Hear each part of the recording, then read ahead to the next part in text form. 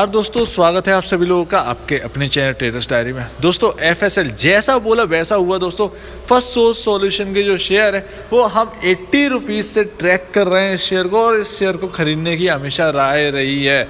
आपको लेवल्स बताते रहे हैं और उन लेवल्स पर हम जो है वो खरे उतरे हैं। तो दोस्तों यहाँ पर जो फर्स्ट सोर्स सॉल्यूशन है वो 52 वीक हाई जो है वो आज लगा चुका है, और लगातार जो है वो 52 वीक जो हाई का जो सिलसिला है वो जारी है। हमने राकेश झुनझुनवाला को भी यहाँ पर निकलते हुए देखा और उन्होंने लगता है कि बड़ी गलती कर दी है इस शेयर से निकलने के बाद। तो दोस्तों अब है क्या कि ये शेयर चल चुका है काफ़ी ज़्यादा, और अब कितना ऊपर जा सकता है इसके ऊपर हम बात करने वाले हैं। और अब तक ऑल टाइम हाई जो है, ऑल टाइम यानी अपने करियर का जो है वो ऑल टाइम हाई कितना लगा है इसके ऊपर हम बात करेंगे, और कहाँ तक अब जा सकता है।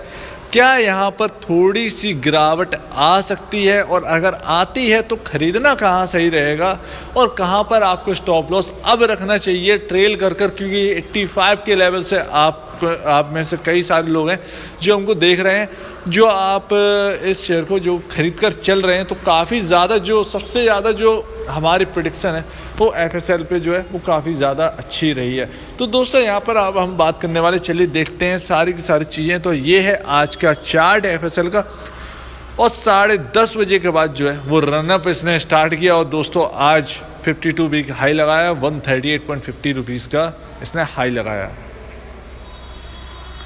अब दोस्तों ये लगभग 19 अप्रैल के आसपास का, ये जो 23 अप्रैल के आसपास का लो था इसका इस महीने का, और दोस्तों इसने लो था इसका 109 रुपये 20 पैसे पे, क्योंकि हम जानते हैं कि इतना कंसोलिडेट अगर इसमें चला है तो काफ़ी ज़्यादा हमको जो देखने को मिला है, काफ़ी ज़्यादा हम निराश हुए थे उस वक्त। लेकिन लगातार जो है मैं कह रहा था आपसे कि इसमें निराश होने की ज़रूरत नहीं है, ये सिर्फ एक कंसोलिडेशन फेज़ है जो कि लेवल्स के ऊपर आधारित था, और लेवल्स के ऊपर हम सारे लोग हैं वो लेवल्स के ऊपर ही डिपेंड है, और जो लेवल्स हैं वो काफ़ी ज़्यादा इंपॉर्टेंट थे।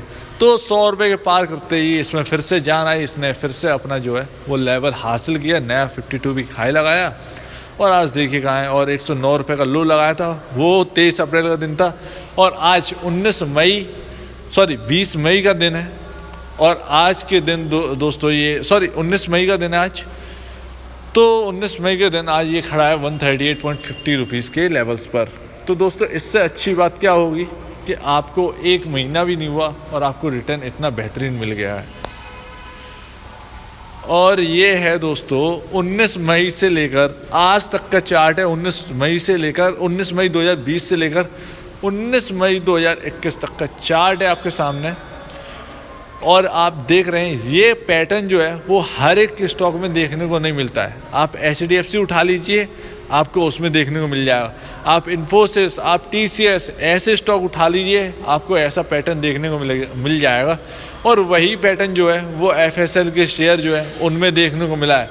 देखिए अब तक वैल्यू नहीं मिली, जब इंसान ने छांटना स्टार्ट किया स्टॉक को देखना स्टार्ट किया, स्टॉक के बारे में जानना स्टार्ट किया, तब उनको समझ में आया कि भाई ऐसा भी कोई शेयर है, ऐसा भी कोई कंपनी है जो हमसे छूटी हुई थी, बजाय इन्फोसिस की जगह हमको इस शेयर में भी इन्वेस्ट करना चाहिए। तब जाकर जो लोग हैं इन्फोसिस इन द सेंस जो बड़े बिग IT सेक्टर के शेयर्स हैं उनको उनमें तो इन्वेस्ट करना ही चाहिए। वो बिग से बिग और बिग बनेंगी, वो बेटर देन बेटर है, ठीक है ना। लेकिन यहाँ पर जो स्मॉल IT सेक्टर के जो स्टॉक्स हैं उन पर भी इन्वेस्ट करना चाहिए, क्योंकि वो स्मॉल वाले जो है वो मिड भी तो बनेंगे, मिड कैप स्टॉक्स बनेंगे, ठीक है। तो स्मॉल कैप जो स्टॉक्स हैं वो मिड कैप बनने वाले हैं, और उसमें से ये शेयर जो है वो एक जो कहें एक हीरा है जो चमक रहा है। अब जैसा कि मैंने आपके सामने फंडामेंटल फाइनेंशियल इंडिकेटर मैं आपको दिखा रहा हूँ, और आप कहें कि ये तो मैं हर बार दिखाता हूँ, तो देखिए हर बार देखना ज़रूरी है। ये इसलिए ज़रूरी है क्योंकि नंबर्स बदलते हैं, शेयर ऊपर नीचे होता है, नंबर्स भी चेंज होते हैं, उसके फंडामेंटल चेंज होते रहते हैं, जिसे हमें नज़रअंदाज नहीं करना चाहिए। हमें यहाँ से सारी की सारी गणित मिलती है, और अब तक हम लोग जो है कामयाबी जो हासिल की है अब तक करते आए इन लेवल्स को देखते हुए। तो आज मैं आपके सामने रखने वाला हूँ और आपको यहाँ पर समझ में आ जाएगा। तो हम जब बात करते थे तो 6 या 7 करोड़ के मार्केट कैप था और आज 9,500 करोड़ का मार्केट कैप हो चुका है। और इसमें कोई बड़ी बात नहीं है, इसका जो कंपनी का जो साइज है वो काफ़ी ज़्यादा जो है वो बड़ी है कंपनी। अर्निंग पर शेयर 5.20 है, इसके रिजल्ट्स आ चुके हैं और रिजल्ट्स काफ़ी बेहतर हैं। पी रेशियो जो है अब इतना रनअप किया इस स्टॉक ने और इसका पी रेशियो है वो पहुंच चुका है 26.45 पर। इंडस्ट्री भी 39.62 है, अगर 26 से हम बाद में बात करें। बुक वैल्यू पर शेयर क्या है 40.21 और स्टॉक काम कर रहा है 138 के लेवल्स पर। अब यहाँ पर बुक वैल्यू पर शेयर छोड़ दीजिए, हर शेयर बुक वैल्यू पर नहीं चलता है, बुक वैल्यू से ऊपर ही चलता है, लेकिन बाकी चीज़ें देखना बहुत ज़रूरी होता है। आप सुनते होंगे कि बुक वैल्यू से नीचे वाले शेयर जो है खरीदना जरूरी है, लेकिन उनके फंडामेंटल बाकी के मजबूत होने चाहिए। तो बुक वैल्यू से नीचे जो शेयर चल रहे हैं उनको खरीदना जो है वो ज़रूर चाहिए खरीदना। तो अपने अपने कुछ बातें हैं जिनको हमें जानना बहुत ज़रूरी है। तो यहाँ पर बुक वैल्यू से ऊपर निकल चुका है, अच्छी बात है, ऐसा होना ही था। कब तक बुक वैल्यू के आसपास बना रहेगा? अगर बुक वैल्यू के आसपास बना रहेगा तो आपको वैल्यू कहाँ से मिलेगी? अब इंडस्ट्री पी से पी रेशियो को कंपेयर करते हैं तो यहाँ पर लगभग 9 और 4 14 पॉइंट का 13 या 13.5 जो पॉइंट है वो यहाँ पर डिफरेंस दिखता है। तो अभी भी 13 पॉइंट दूर है ये स्टॉक अपने इंडस्ट्री पी से। इसका पी रेशियो जो है वो अभी और भी जाता है। तो यहाँ पर जो स्टॉक का जो टारगेट है वो मेरे हिसाब से जो है वो 200 के लेवल्स के ऊपर ही होना चाहिए। तो 210 220 के जो लेवल हैं वो खुले हुए हैं, लेकिन अभी हो जाएगा ये कहना थोड़ा सा मुश्किल है। अब यहाँ पर अर्निंग पर शेयर जो है वो काफ़ी ज़्यादा कमाल का है। तो अर्निंग पर शेयर में कोई भी डरने की बात नहीं है। तो सारे के सारे जो फंडामेंटल है ना वो सारे के सारे बहुत ही ज़्यादा बेहतर हैं, कोई भी दिक्कत की बात नहीं है। सारी की सारी चीज़ें बढ़िया हैं, सारी की सारी जो लेवल्स हैं आपके फेवर में हैं। और अब हमको ये जानना ज़रूरी है कि ये स्टॉक जो है वो अब कहाँ जाने वाला है। तो अभी मैं आपको बता दूं कि ये स्टॉक जो है वो स्प्लिट भी हो सकता है, एक शेयर के 10 शेयर में कन्वर्ट हो सकते हैं। ध्यान रखिएगा, अभी इसमें स्प्लिटिंग का जो है वो चांसेस हैं कि स्प्लिट हो। ऐसा कोई भी ऑप्शन सारे के सारे आपके लिए खुले हुए हैं, तो ध्यान रखिए दोस्तों। अब नेट सेल देखिए 2021 का देखते हैं, 5,077 करोड़ रुपए। 2021 मार्च की जो रिपोर्ट आ चुकी है उसके हिसाब से देख रहे हैं तो 2020 से मार्च की अगर रिपोर्ट देखें तो 4,098 करोड़ की सेल्स थी उस वक्त, जो कि बढ़कर 5,077 करोड़ रुपए 5,078 करोड़ रुपए पहुंच चुकी है। खर्चा भी उतना ही है, आपकी स्क्रीन पे दिखा रहा हो, लेकिन हम खर्चे से मतलब नहीं, मेन चीज़ देखते हैं, इंटरेस्ट देखते हैं। असल में ये कंपनी अभी कर्ज फ्री नहीं हुई, यानी डेप्ट फ्री ये कंपनी नहीं हुई है। अगर कोई आपको डेप्ट फ्री कहता है कि ये कंपनी डेप्ट फ्री है तो वो गलत है। ये डेप्ट फ्री नहीं हुई है कंपनी, मैं आपको बता दूं ये डेप्ट फ्री नहीं हुई है। ये 52 करोड़ का जो कर्ज है वो हर साल जो है वो भरती है। कर्ज छोटा है लेकिन ये जो डेप्ट है वो भरते हैं। कर्ज बहुत छोटा है 52 करोड़ का, इनके प्रॉफिट के आगे कुछ भी नहीं है। ये चाहे तो एक झटके में भी कर सकते हैं। अब कंसोलिडेट प्रॉफिट देखिए, कोई ज़्यादा फर्क नहीं है लेकिन प्रॉफिट में चली है।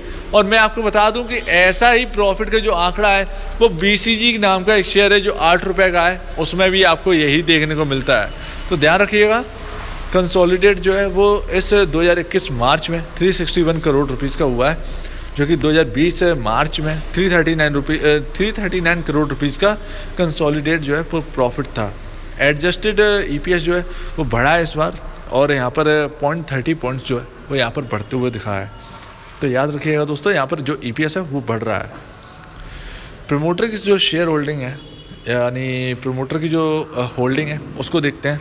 तो प्रमोटर यहाँ पर 53.72% यहाँ पर होल्ड करते हैं। और यहाँ पर जो 2020 मार्च की दिसंबर की अगर हम बात करेंगे तो 53.77% होल्ड करते थे।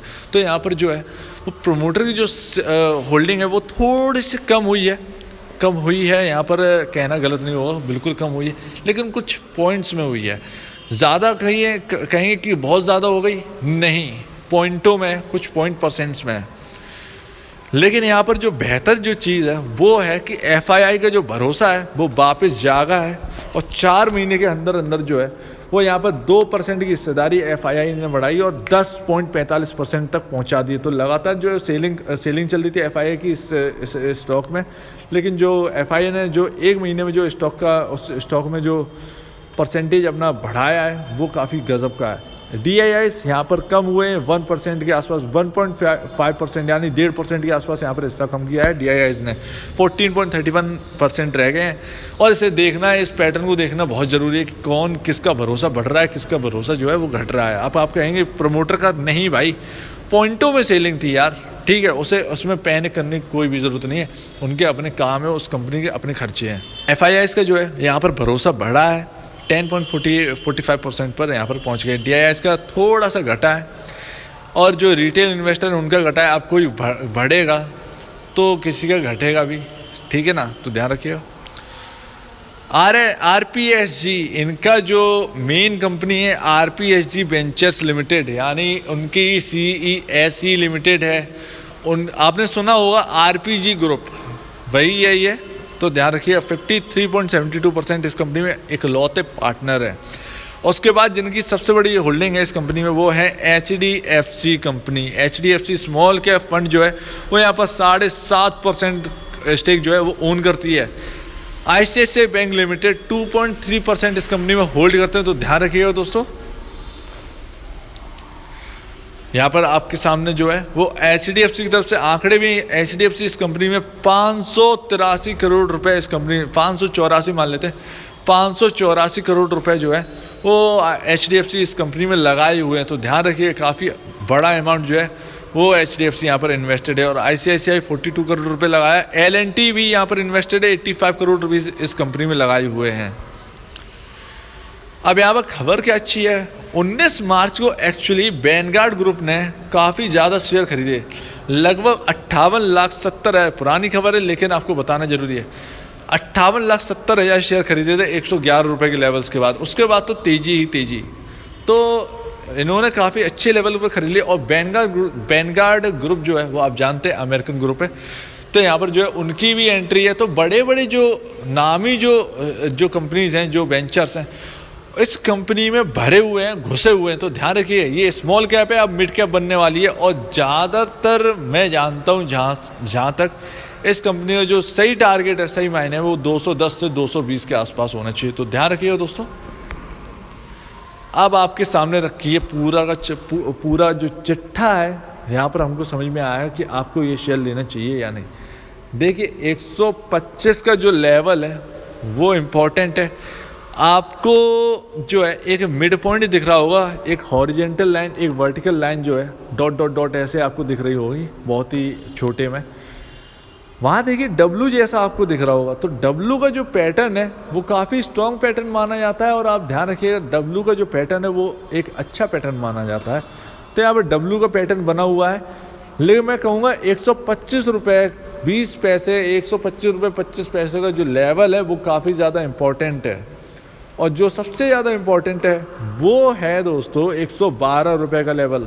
तो ध्यान रखिएगा, 112 रुपये के लेवल से जब तक ऊपर रहेगा तब तक तेज़ी इसमें बरकरार रहने वाली है, कोई भी ज़्यादा सेलिंग प्रेशर नहीं देगा। 112 रुपये से नीचे अगर आया तो यहाँ पर सेलिंग प्रेशर जो है वो बढ़ सकता है। तो ध्यान रखिएगा दोस्तों। अब करना क्या है, जो लिए हुए हैं मैं आपको बता दूं, 123 रुपये के आसपास का स्टॉप लॉस रखना। अगर गलती से सेलिंग आती तो ऑपरेटर क्या करता है, जो मेन लेवल होता है वहाँ पे आकर सभी लोग स्टॉप लॉस लगाए होते हैं उन मेन लेवल पर, और ऑपरेटर चाल चलता है और वहाँ पर सेलिंग लाता है और वहाँ पर जो है स्टॉप लॉस हिट करके ऊपर। तो वहाँ पर क्या होता है, नंबर ऑफ शेयर्स जो है वो आपके चले जाते। तो 123 122 का जो लेवल है वो आप वहाँ पर स्टॉप लॉस लगा कर चल सकते हैं थोड़ा सा नीचे, क्योंकि 125 का लेवल इंपॉर्टेंट है, लेकिन स्टॉप लॉस हिट ना हो जाए गलती से, इसीलिए जो है वो 122 123 का जो लेवल है वो काफ़ी वहाँ पर आप स्टॉप लॉस जो है वो लेकर चल सकते हैं। 2 रुपये की ये बात है। और यहाँ पर जो नए लोग हैं ख़रीदारी कर सकते हैं, बिल्कुल कर सकते हैं। इन्हीं लेवल के साथ बने रहिए। अगर आपको 127 के लेवल दिखाई दें तो बिल्कुल रहिए इसके साथ। और इसमें स्टॉप लॉस आपका जो लॉन्ग टर्म के लिए है वो 112 रुपये का रहेगा दोस्तों, क्योंकि 112 रुपये का जो लेवल है वो काफ़ी ज़्यादा इंपॉर्टेंट है। और मैं आपको बता दूं कि इस शेयर ने जो है वो अब तक जो हाई बनाया है वो 70 से 80 रुपए का था, और अब जो हाई पर अभी है वो नए हाईज़ हैं। तो यहाँ पर जो है कोई भी ये ऑल टाइम हाई है, अब तक के करियर में इसने अपने जो हाई है वो अभी बना रहा है। तो ध्यान रखिएगा दोस्तों, 210 220 रुपए का जो लेवल है वो काफ़ी वो जो टारगेट है वो आपको आ सकते हैं आपके। और यहाँ पर आपको थोड़ा सा यहाँ पर सजेस्ट करूँ कि आप थोड़े से यहाँ पर कॉशियस रहिए, आप यहाँ पर अलर्ट रहिए। यहाँ पर 125 का लेवल जो है वो काफ़ी ज़्यादा इंपॉर्टेंट, तो आप अपने हिसाब से जो है स्टॉप लॉस उसके नीचे लगाकर चल सकते हैं। 125 का लेवल काफ़ी ज़्यादा इंपॉर्टेंट है, उसके बाद जो है वो 112 का मोस्ट इम्पॉर्टेंट लेवल। तो इसके हिसाब से आप चलिएगा दोस्तों, अपने एडवाइज़र जो है फाइनेंशियल एडवाइज़र हैं उनसे बात करके चलिएगा। नहीं है तो आपके सामने सारे के सारे आंकड़े हैं, 123 रुपये का स्टॉप लॉस आप लेकर चल सकते हैं। इसी के साथ अगर आपको ये वीडियो अच्छी लगी हो तो लाइक करिएगा और इस चैनल को सब्सक्राइब करिएगा और बेल आइकन जो है वो ज़रूर दबाइएगा। और अब दीजिए मुझे इजाज़त। वीडियो देखने के लिए बहुत बहुत धन्यवाद दोस्तों।